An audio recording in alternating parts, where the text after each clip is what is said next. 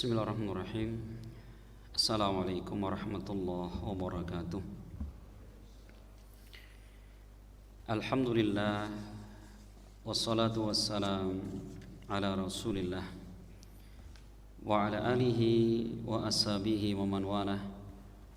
Wa ashhadu an la ilaha illallah wahdahu la syarikalah wa ashhadu anna Muhammadan abduhu wa rasuluh sallallahu alaihi wa ala alihi wasallam. Qala Allah subhanahu wa ta'ala, ya ayyuhalladzina amanu taqullaha haqqa tuqatih wa la tamutunna illa wa antum muslimun.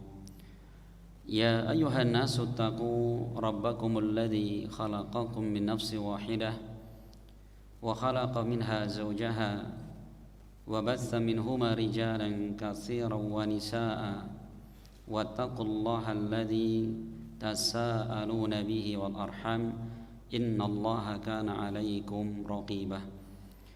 يا أيها الذين آمنوا اتقوا الله وقولوا قولا سديدا يصلح لكم أعمالكم ويغفر لكم ذنوبكم وما يطع الله ورسوله faqad faza fawzan 'azima, amma ba'd.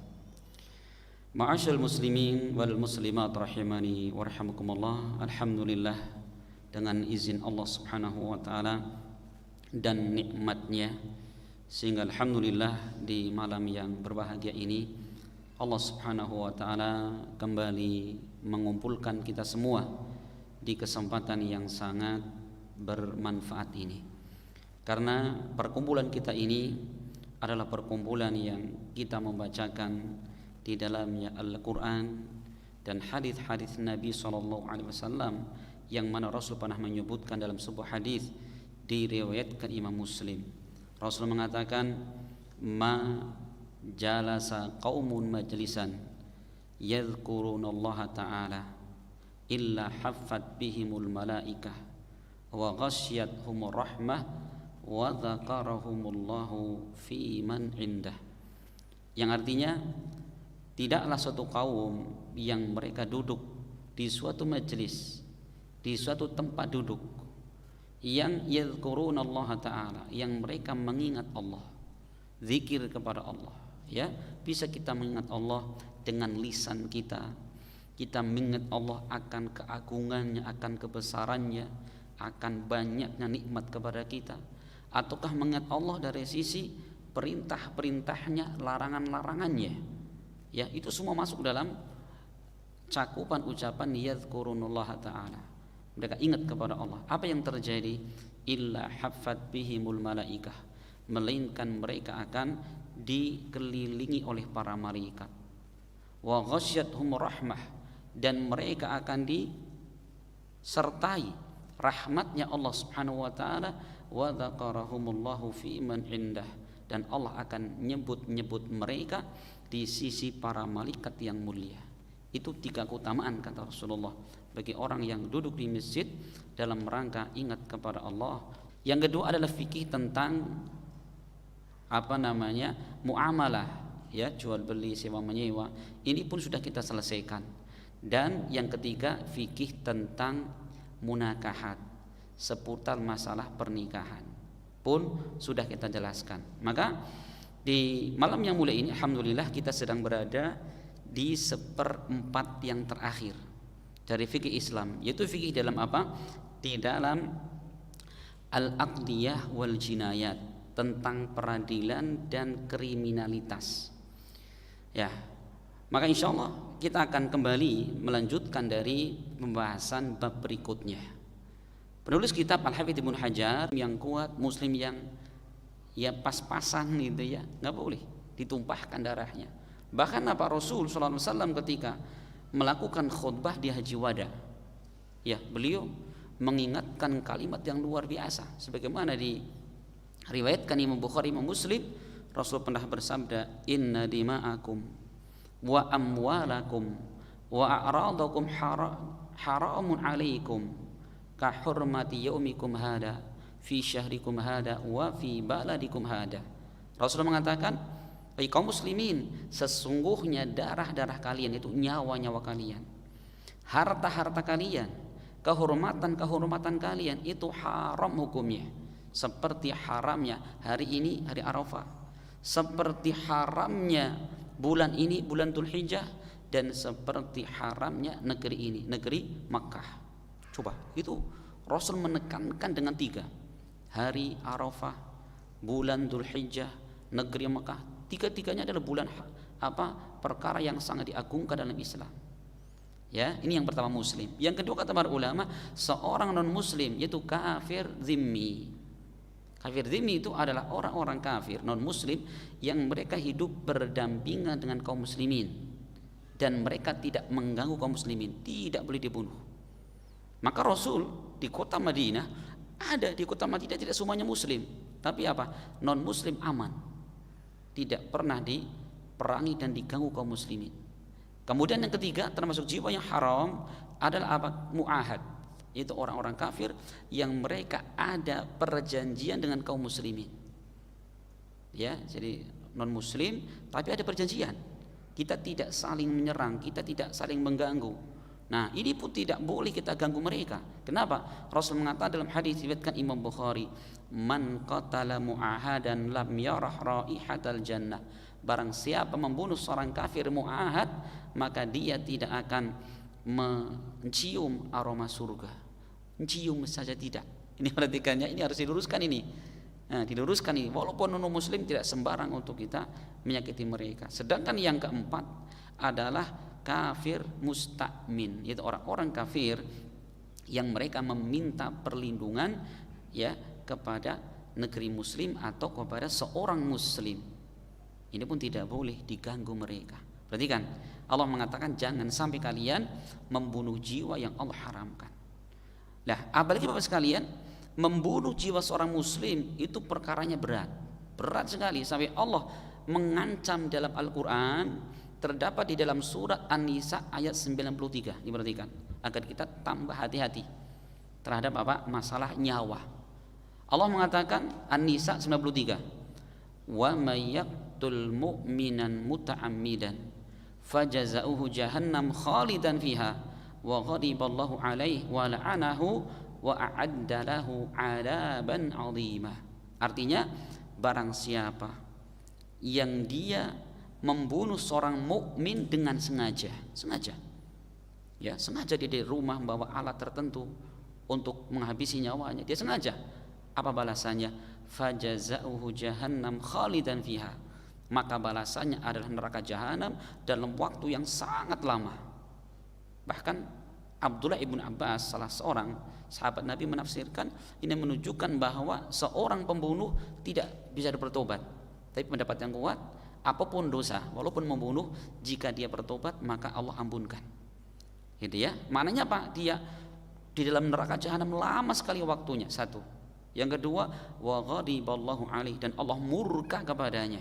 Yang ketiga, wa la'anahu, dan Allah melaknatnya. Apa laknat itu? At-tard wal ib'ad an rahmatillah. Dia diusir, dijauhkan dari rahmat Allah. Manusia hidup jauh dari rahmat Allah, bagaimana hidupnya? Ya, karena manusia tidak akan bisa bertahan hidup tanpa rahmat kasih sayang Allah Subhanahu wa taala. Subhanallah. Ya, ini orang kalau pernah membunuh orang lain, Allah melaknat mereka, dijauhkan dari rahmat Allah. Maka coba kita lihat kehidupan orang yang pernah membunuh orang lain. Ya, banyak masalah, tidak punya ketenangan jiwa. Gitu ya. Kemudian yang keempat kata Allah, wa a'adda lahu 'adaban 'azima, dan Allah mempersiapkan untuknya dengan siksaan yang sangat besar. Ini 4 ancaman Allah bagi orang yang dengan sengaja membunuh jiwa seorang muslim. Maka Bapak sekalian, di hadapan Allah Subhanahu wa taala nyawa seorang muslim sangat berat. Sampai Rasul pernah mengingatkan kita dalam hadis yang diriwayatkan Imam Bukhari. Rasul mengatakan, la zawalud dunya ahwanu 'ala Allah min qatli rajulin muslim. Andaikan dunia ini hilang, dunia itu lenyap, itu lebih ringan di sisi Allah Subhanahu wa taala daripada terbunuhnya satu seorang muslim. Coba, satu muslim terbunuh kata Rasulullah itu lebih berat bagi Allah daripada hilangnya dunia. Karena apa? Berat sekali itu konsekuensinya. Itu ya. Ini Bapak sekalian, Masya Allah. Ini adalah beberapa gambaran dari Allah Subhanahu wa taala betapa ngerinya. Bahkan membunuh ya seorang yang tidak boleh dibunuh itu termasuk salah satu dosa yang membinasakan. Sampai Rasul pernah mengatakan dalam hadis riwayat Bukhari Muslim, beliau mengatakan ijtanibus sab'al mubiqat, jauhi oleh kalian 7 dosa yang membinasakan. Apa itu? Yang pertama asyirku billah, perbuatan syirik kepada Allah. Yang kedua as-sihru, sihir, baik dia yang meminta disihir atau dia yang melakukan praktek sihir. Yang ketiga ini wa qatlun nafsil lati haramallahu illa bil haq, dan membunuh jiwa yang Allah haramkan kecuali dengan kebenaran. 3. Yang keempat wa aklur riba, makan harta riba. Yang berikutnya yang berapa ini? Kelima ya. Kelima wa aklu malil yatim, memakan harta anak yatim. Sedangkan yang kelima adalah apa? At-tawalli yaumaz zahaf, dia berpaling dari medan pertempuran. Ya, ketika dalam kondisi perang berkecamuk, dia pergi lari, meninggalkan pasukan kaum muslimin. Dosa besar itu. Kenapa? Ini betul-betul membahayakan pasukan kaum muslimin. Sedangkan yang terakhir, yang ketujuh, wa qadful muhsanatil mu'minatil ghafilat, yaitu menuduh seorang wanita mukminah, wanita solihah yang mereka menjaga kehormatan dirinya, dituduh dengan perbuatan zina. Perhatikan ya, dengan perbuatan zina. Makanya orang-orang yang nuduh seperti itu orang yang sangat hina. Makanya di atas muka bumi ini orang yang paling hina siapa? Orang-orang maaf Syiah mereka. Kenapa? Syiah itu adalah orang-orang yang senantiasa menuduh istri Rasul yang bernama Aisyah dengan berbuat zina. Makanya apa? Sepanjang zaman orang Syiah itu orang yang paling hina. Kenapa? Mereka itu nikahnya mut'ah, ya, nikahnya kontrak. Gitu, mereka paling hina itu. Kenapa? Karena ucapan mereka menuduh ya seorang wanita solihah seperti Aisyah dituduh dengan berzina. Ini Bapak sekalian, itu ya. Maka menuduh seorang mukminah, orang-orang soleh solihah yang baik-baik dituduh berzina, berat konsekuensinya. Nah, maka Bapak sekalian, itulah bagaimana ngerinya gambaran tentang membunuh jiwa manusia. Ya, kemudian Bapak sekalian, nah sekarang bagaimana kalau terlanjur ada seorang terlanjur membunuh jiwa? Nah, maka Bapak sekalian, di dalam Islam itu ada konsekuensinya. Nah, maka di dalam bab jinayat itu, di dalam bab hukuman bagi para pembunuh itu, jadi membunuh itu ada berapa? Ada tadi, yaitu qatlu amdan namanya, membunuh dengan sengaja. Yang kedua, seperti ya jelas dia memang datang mempersiapkan gitu ya, membunuh seorang, pembunuhan berencana kalau bahasa kita. Nah, sengaja itu. Nah, pakai alat-alat yang bisa, sudah itu namanya membunuh dengan sengaja. Yang kedua adalah syibul amd, mirip seperti sengaja. Seperti apa? Ada orang melempar nanti ya, melempar orang lain dengan batu. Batu nggak terlalu besar, seginilah ya. Nah, ini bagaimana? Dia tidak sengaja, tapi ternyata apa? Mematikan. Itu namanya syibul amd. Nah, adapun yang ketiga, pembunuhan tidak sengaja. Pembunuhan tidak sengaja. Seperti apa? Seperti ada orang misalkan lagi bawa ketapel ke kebun, mau melintang burung, ternyata nggak tahu ini, ternyata ada orang lagi ngarit, Pak, kena pas di mana, bagian mana paling bahaya, bagian sini, blek, langsung meninggal. Itu namanya apa? Dia nggak sengaja. Atau kita berkendara, perhatikan, kita berkendara tiba-tiba nabrak, meninggal, masuk pembunuhan tidak dengan sengaja. Nah, ternyata Bapak sekalian, bahwa dari ketiga pembunuhan itu, kalau yang sengaja jelas itu dosanya besar sekali. Bahkan tadi Allah mengancam dengan 4 hal. Apa? Mereka mendapatkan neraka jahanam dalam waktu yang sangat lama. Allah murka kepada mereka, Allah melaknat mereka, dan disiapkan siksaan yang sangat berat. Itu bagi yang sengaja. Adapun yang kedua, ya, bagi orang tidak sengaja atau yang mirip sengaja, mereka tidak berdosa. Apalagi tidak sengaja, tidak berdosa. Cuman Bapak sekalian, walaupun mereka tidak berdosa, mereka ada konsekuensi di dunia, yaitu namanya diyah. Kalau bahasa kita apa? Bayar denda. Apa dendanya? Bagi Bapak sekalian. Maka kalau pembunuhan yang sengaja Bapak sekalian, perhatikan ya, Rasul menyebutkan dalam hadisnya bahwa man qutila lahu qatil fahuwa bi khairin nadharain. Barang siapa yang anggota keluarga dia dibunuh, maka dia boleh memilih dari dua hal. Kalau ada keluarga terbunuh dengan sengaja, maka dia bisa milih salah satu dari dua hal. Apa? Imma ayyufda wa imma ayyuqtal. Yang pertama, dia membayar diat.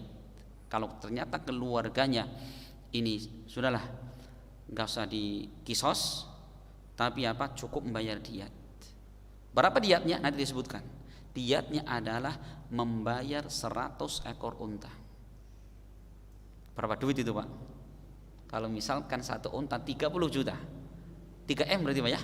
3M, 3 miliar. Nah nanti disebutkan kita. Wa imma ayyuqtal, atau yang kedua dia dibalik dibunuh. Kita perhatikan, hukuman seperti ini tidak ada yang melakukan kecuali siapa? Pemerintah. Bukan perseorangan, bukan kelompok tertentu, tidak. Perhatikan, harus kasih bawah ini. Hukum-hukum seperti ini yang menerapkan adalah pemerintah. Itu haknya pemerintah. Gitu ya. Ini kan harus di garis bawah ini. Jangan sembarang habis baca ada gini bras. Nggak boleh Bapak sekalian.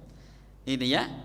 Nah, sekarang Bapak sekalian, yang pertama, bagi orang yang dengan sengaja membunuh orang lain, dengan sengaja, perhatikan, maka hukuman mereka sangat berat.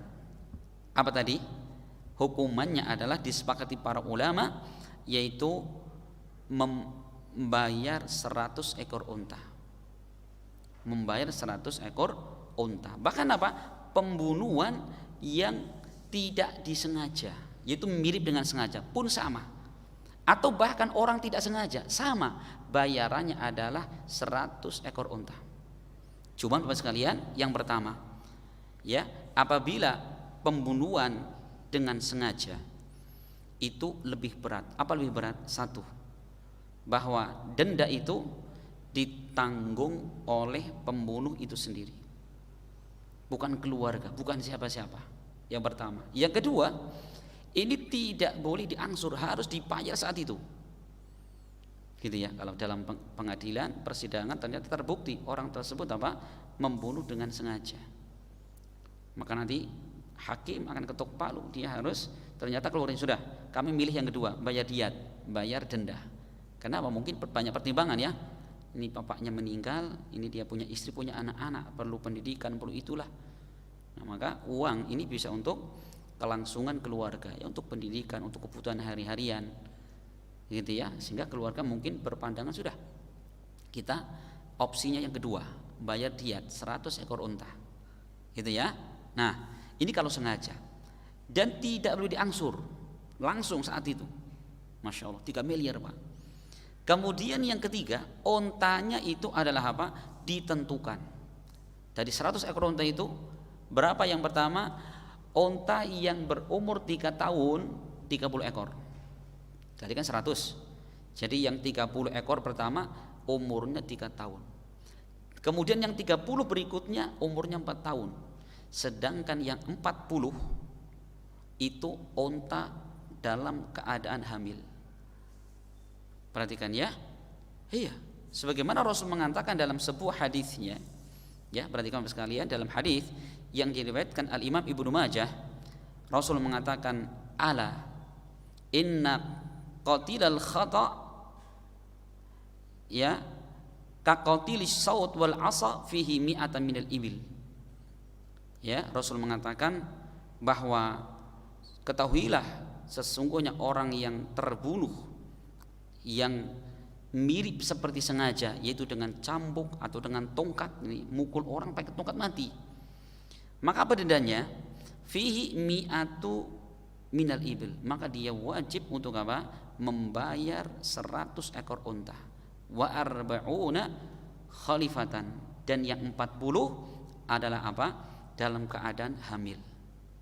Kalau hamil lebih mahal. Kambing saja kalau nggak hamil, misalkan 2.500.000, hamil bisa 3 juta. Nah itu Pak ya. Subhanallah, ini berat sekali kan? Itu. Apa yang digambarkan di situ? Yang digambarkan karena bagaimana Islam ini betul-betul apa? Betul-betul menjunjung tinggi yang namanya nyawa seorang manusia. Ya, nyawa seorang manusia. Itu kalau pembunuhannya sengaja. Adapun yang kedua, apabila pembunuhan itu mirip dengan sengaja, ya, seperti tadi pakai tongkat, ya, kalau pakai golok ya jelas pembunuh sengaja, atau pakai senjata tombak sengaja berarti. Nah, sekarang bagaimana kalau ternyata pembunuhannya itu adalah apa? Tidak dengan atau mirip dengan sengaja.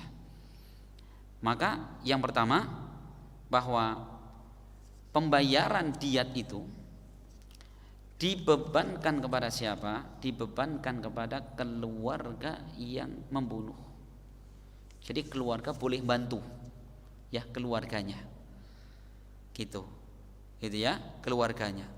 Kemudian yang kedua, bahwa pembayarannya itu boleh diangsur selama 3 tahun. Silahkan dicicil. Berarti setahun berapa? 1 miliar tadi ya. 1 miliar berarti. Besok 9 kerja udah mati-matian gitu. Masya Allah. Nah ini kalau apa? Pembunuhan mirip dengan sengaja. Adapun yang ketiga, ya, terus bagaimana untanya? Untanya persis, ya, untanya seperti tadi. Nah, adapun kalau yang ketiga pembunuhan tidak disengaja. Tadi ada orang melintang atau orang naik kendaraan nabrak orang, ya. Maka orang-orang seperti itu yang pertama adalah apa? Yang membayarkan adalah dibebankan kepada keluarga si pembunuh. Kenapa? Di situ dia tidak ada unsur kesengajaan. Jadi diserahkan anggota keluarganya, gimana mungkin urunan mereka gitu ya. Nah, dan yang kedua boleh diangsur juga. Sedangkan yang ketiga karena dia bunuh tidak sengaja, itu keadaan ontanya, umur onta itu apa? Agak ringan. Jadi kan tadi berapa? 100. Nah, yang 20 ekor itu betina umur 1 tahun. Kemudian 20 ekor lagi jantan umur 1 tahun. Kemudian 20 ekor lagi betina 2 tahun. Dan yang 20 onta 3 tahun dan 4 tahun, silahkan. Ya, jadi 10 berapa? 100 ekor onta. Ini Masya Allah Bapak sekalian. Ya, ini bagaimana gambaran ya tentang berharganya jiwa seorang muslim. Ya, maka Bapak sekalian, tentang adanya diat ini Bapak sekalian, dalilnya mana? Para ulama menyebutkan dalilnya ada 3. Dalil Al-Quran, dalil sunnah Nabi, dan ijma' tentang wajibnya untuk menerapkan apa tadi? Diat tadi. Adapun Al-Quran, diantaranya Allah berfirman di dalam surat An-Nisa ayat 92. An-Nisa 92. Allah mengatakan, wa man qatala mu'minan, perhatikan, fatahriru raqabati mu'minatin wadiyatun musallamatun ila ahlihi. Barang siapa yang dia membunuh seorang mukmin dengan khata', dengan tidak sengaja, bagaimana? Dia wajib memerdekakan budak mukmin 1. Mukmin. Wadiyatun musallamatun ila ahlihi, dan kemudian diat. Apa diat tadi? Denda yang diserahkan kepada anggota keluarganya. Ini ya, tadi dia memberikan budak, apa kemudian dia juga memberikan diat kepada anggota keluarganya. Kemudian Ustaz, apakah di situ dibedakan tentang orang yang dibunuh? Iya. Makanya kata para ulama, yang pertama, jadi ya kalau kadar diat itu 1, jika yang terbunuh adalah seorang muslim yang merdeka. Apa diatnya? Tadi 100 unta. Ya. Ya, jika dengan sengaja bagaimana? Tadi ketentuannya. Yang 30 adalah apa? Umur 3 tahun, 34 tahun, yang 40 berapa? Sedang hamil. Itu kalau sengaja. Jika yang dibunuh adalah seorang mukmin. Sekarang yang kedua, jika yang terbunuh ahlul kitab, Yahudi atau Nasrani, Bagaimana hukuman mereka? Maka diyatnya atau dendanya adalah apa? Setengah. Berarti kata tadi 100 ekor berarti tinggal berapa? 50 ekor. Hal ini berdasarkan hadis Nabi yang diriwayatkan Imam Nasai.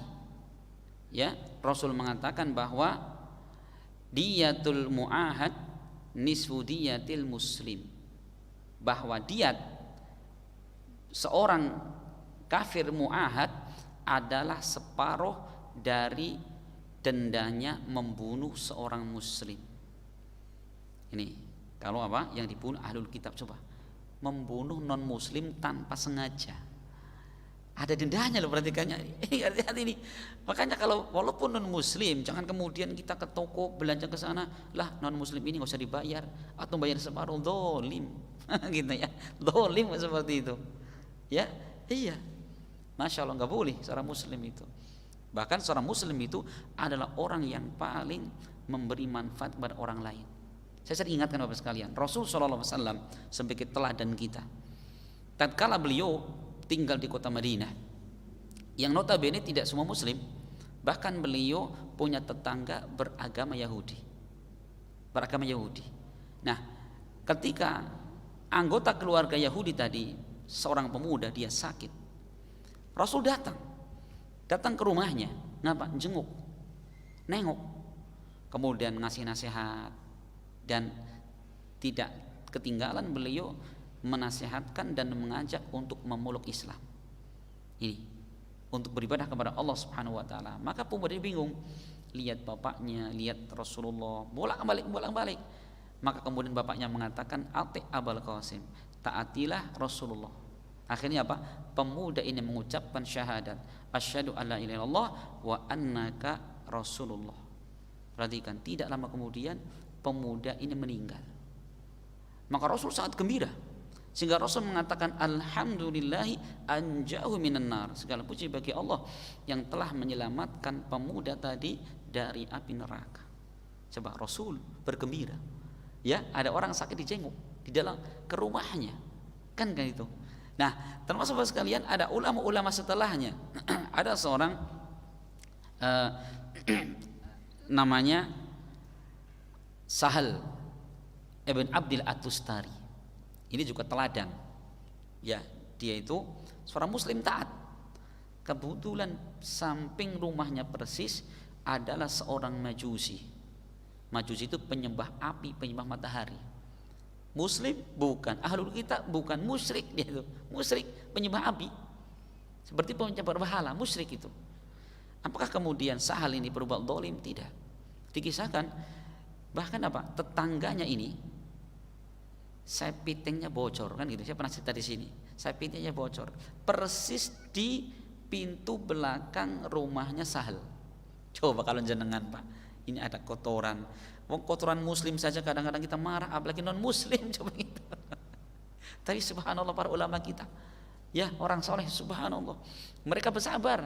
Gimana caranya? Tidak mau ganggu tetangga, karena mereka tahu Rasul menyebutkan bahwa beliau mengatakan, la yazalu Jibril yusini bil jar.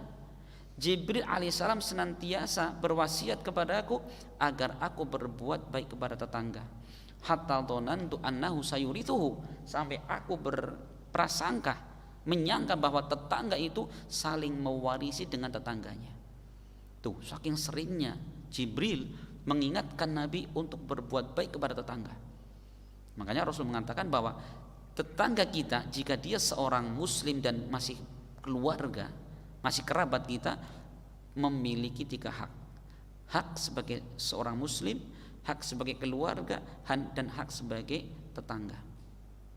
Jika tetangga kita muslim dan bukan keluarga, ada 2 hak. Hak tetangga dan hak seorang muslim. Tapi kalau tetangga kita non muslim, punya 1 hak, dan dia pun keluarga, ya, 1 hak, hak sebagai tetangga. Nah gitu, maka Sahal memahami betul, ini ilmu yang harus diamalkan. Walaupun dia non muslim, dia masih punya 1 hak, yaitu sebagai hak tetangga. Maka setiap hari Sahal mempersiapkan ember, Pak. Jadi di tetesan air hitam itu, hijau, kuning-kuning itu, ditadai ember, Pak. Begitu sudah menjelang maghrib, gelap, atau ba'da maghrib, setelah maghrib, beliau angkat ember itu. mungkin hampir penuh, yo buang kemana, pembuangan akhir sudah. Habis itu dipasang lagi setiap hari Bapak sekalian, bertahun-tahun lamanya. Nah maka ketika Sahal bin Abdil At-Tustari beliau sakit dan beliau khawatir tidak akan kuat alias wafat, beliau minta tolong salah satu keluarganya. Untuk apa? Datang ke tetangganya. Untuk apa? Untuk menyampaikan agar si Majusi datang ke rumah.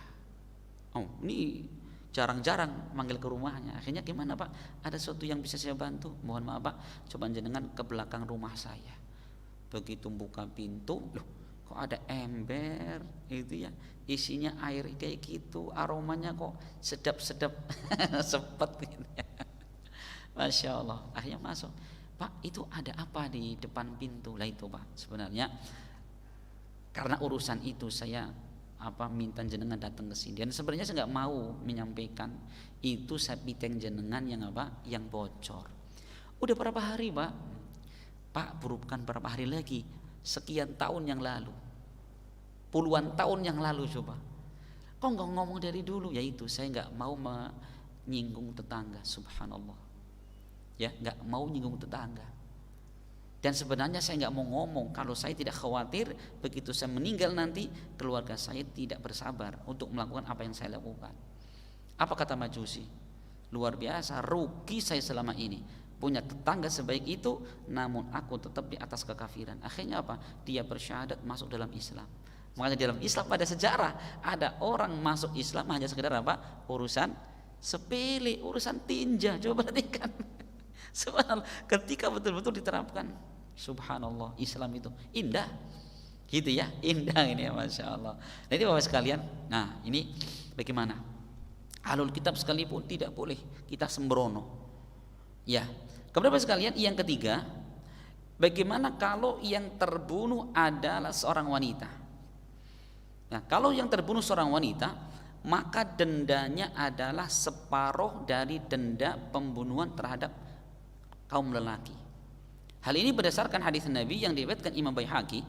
Walaupun hadis ini dinyatakan dhaif Syekh Albani, dikatakan diyatul mar'ati ala nisfi min diyatir rajul. Bahwa denda dari kasus pembunuhan seorang wanita adalah separuh dari apa? Denda seorang yang membunuh lelaki.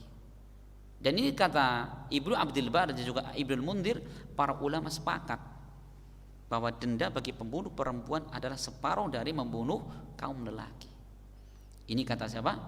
Ibnu Abdul Bar dan Imam Ibnu Mundir, ijma' para ulama. Menurut ijma' hukumannya adalah separuh dari membunuh kaum lelaki.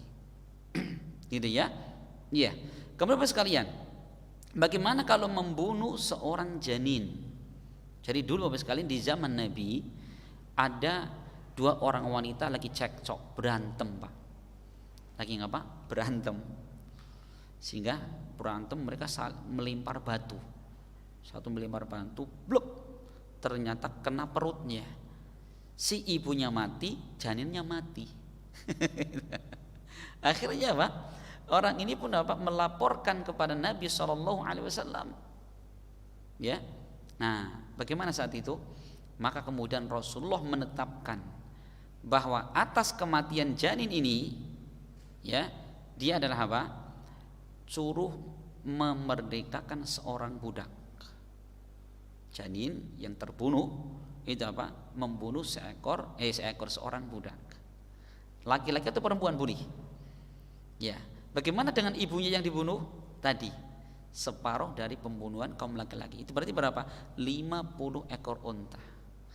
Berapa? 50 ekor unta. Besar juga 50 juga ya. 1,5 M. Kalau misalkan harganya 30 juta.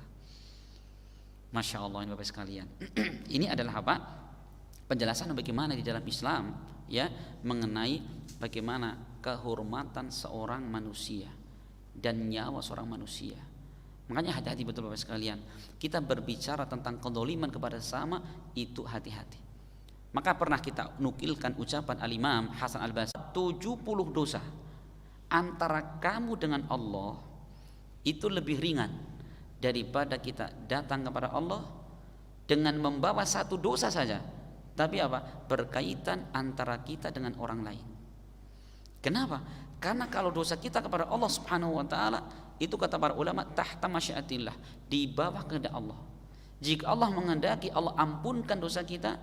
Jika tidak menghendaki, bagaimana? Allah akan menyiksa sekedar dosa yang kita miliki. Setelah itu Allah masukkan dalam surga. Tapi kalau dosa kita berkaitan dengan hak sesama, lah itu tidak cukup kita bertobat, ya Allah, tubtu ilaik, tidak cukup. Makanya Rasul pernah mengatakan dalam hadisnya, mangkana, dalam hadis Muslim, mangkana indahu madlamatun li akhihi falyatahallalhu min qabli alla yakuna dirham wala dinar. Rasul mengatakan, barang siapa di antara kalian yang memiliki kezaliman terhadap orang lain, segera diminta dihalalkan atau dimaafkan. Sebelum datang suatu masa, suatu hari yang di hari itu tidak berlaku tebusan berupa dinar walaupun dirham, nggak berlaku di hari kiamat. Karena apa? Di hari kiamat yang berbicara, yang menjadi tebusan adalah amal soleh. Makanya Rasul pernah menyebutkan siapa itu orang yang paling bangkrut, orang yang paling merugi pada hari kiamat. Rasul bertanya kepada para sahabat, hadis Muslim, tadruna mal muflis, tahukah kalian siapa itu orang yang bangkrut? Kata sahabat mengatakan, al muflisu fiya man la dirhama wala mata.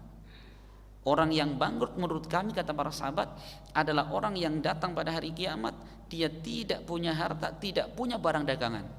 Itu Pak, dagangannya habis tapi uangnya nggak kumpul. Rasul mengatakan, bukan itu yang saya inginkan, tetapi al muflisu, orang yang bangkrut itu, man ya'ti yaumal qiyamati bis salati wassiyami wazzakah. Tetapi orang bangkrut adalah orang yang datang pada hari kiamat membawa pahala salat, puasa, zakat, sedekah. Tapi apa? Qad qatala hada wa daraba hada wa syatama hada wa akhadha mal hada. Tapi dia pernah bunuh orang ini, dia pernah nyaci maki orang ini, dia pernah mukul orang ini, dia pernah ngambil harta orang ini. Akhirnya apa? Fatu khadu min hasanatihi. Akhirnya orang tadi yang punya pahala itu diambil pahala kebaikannya, dikemanakan? Diberikan kepada orang yang pernah dia bunuh, pernah dia pukul, pernah dia caci maki, pernah dicuri hartanya, diberikan. Sampai akhirnya nol pahalanya, nol. Keranjang pahalanya nol. Kalau bahasa dikeranjangkan nol. Tapi apa, masih datang orang menuntut kepada Allah, ya Allah, orang ini pernah bunuh saya juga, pernah mukul saya. Loh, bagaimana? Pahalanya udah nggak ada. Akhirnya Allah apa? Memerintahkan keburukan orang yang dia dolimi ini diambil dan kemudian dipikulkan kepada orang yang dulu berbuat dolim tadi. Rasul mengatakan, ulaikal muflis, itulah orang-orang yang bangkrut dengan sebenarnya. Itu dia bersusah payah mengumpulkan amal kebaikan, solatnya kerjakan, puasa kerjakan, zakat tunaikan, tapi apa? Gak ada manfaatnya. Kenapa? Hilang sama sekali. Coba sekalian ya, makanya masalah hati-hati betul. Di dunia ini kalau memang kita mampu mati dalam kondisi tidak ada kezaliman, lakukan. Baik dolim dengan lisan, dolim dengan perbuatan, atau tingkah laku kita, lakukan. Kenapa? Ini yang menjadi taruhannya amal soleh kita. Coba ya, makanya masya Allah, kita mending, kalau kita boleh milih ya, mending kita zalim atau didolimi? Mending didolimi. Iya, mending kita dipukul orang. Kalau milih ya, mending kita dicaci maki orang walaupun sakit hati. Kenapa? Orang-orang seperti ini hakikatnya mereka akan apa? Mikul kebaikan kita, atau maaf, mikul dosa-dosa kita. Makanya sebagian para ulama kita dilapori, syekh, wahai guruku, ustadku, kiaiku, kok di sana banyak orang nyaci makin jenengan. Nyaci makin jenengan. Apa jawabannya? Masya Allah, murid-muridku, saya butuh orang-orang seperti itu. Kenapa? Orang-orang seperti itu mereka akan bantu mikul dosa-dosa saya kelak pada hari kiamat. Coba gimana ke depan pikirannya ya. Jadi kita kalau tersinggung sedikit jangan marah-marah, ambil kolok, seru. Di rumah adanya apa? Cangkul di bawah, ada lagi gagang apa namanya di bawah, supaya centong di bawah sekalian gitu ya. Jangan ya, masya Allah sekalian, kita mikir ke depan gitu ya, bahwa kehidupan dunia sebentar. Mungkin kita terhina hari itu dicaci maki, sudah sabar. Karena Masya Allah ya, orang yang bisa menahan amarahnya, menahan kesabarannya luar biasa, jauh lebih indah daripada kalau kita melampiaskan kemarahan. Makanya Rasul menyebutkan dalam hadis ya, man qadama ghaidan wa huwa qadirun ala ayyun fidahu da'ahu Allahu ala ru'usil khalaiq hatta yukhayyirahu min ayyi huri syaa.